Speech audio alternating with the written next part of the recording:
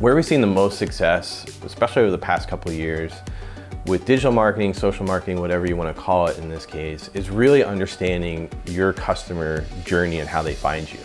It's real simple, like if it's a referral, I mean, that's real easy. Hey, so-and-so told me to call your company.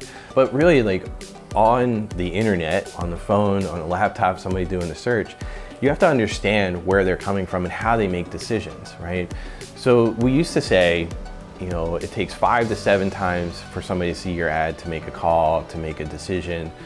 Now it's in the 30s, 40s, 50s for certain products. I mean, a car, the last note that I saw was like 32 views of an ad, and people see that, whether it's on a retargeting ad or a YouTube video or whatever it might be, to actually then schedule a test drive, right? Or actually inquire about the next step in purchasing a car. And then from there, they then go and do all this other research where they're Googling all day. They're looking at, you know, this type of car versus this type of car. Then they're getting bombarded by other ads. So you're getting in this whole sea of people showing their ads to potentially your customer. But if you understand your own customer journey as best as you can start to map that out.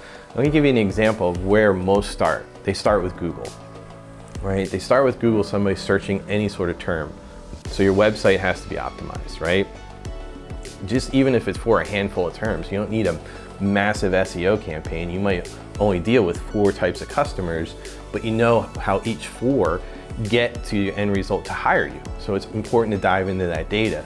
So you start off with a customer journey, you have a clear message that goes out there, and then the process starts. They click on your website. If you have that pixeled, you can retarget it either to social media or other parts of the web and get out there into the internet world of all these ads coming.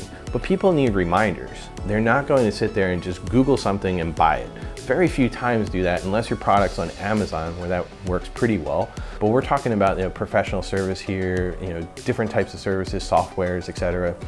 That customer journey is important because people buy things on phases and then research. So they might look at something, say at the beginning of January, and purchase it by the end of January. But in the meantime, they're getting bombarded with ads. But if you understand where your customer comes from, your best customers, the ones that provide you the most revenue, you can really maximize not only your ads, but your search terms, as well as your social media. So let's just start real quick. If you're running the ads, you already know what your ROI is or should be. Number 2, your local, or not necessarily local, but any SEO is in there, so you know your search terms that are providing traffic.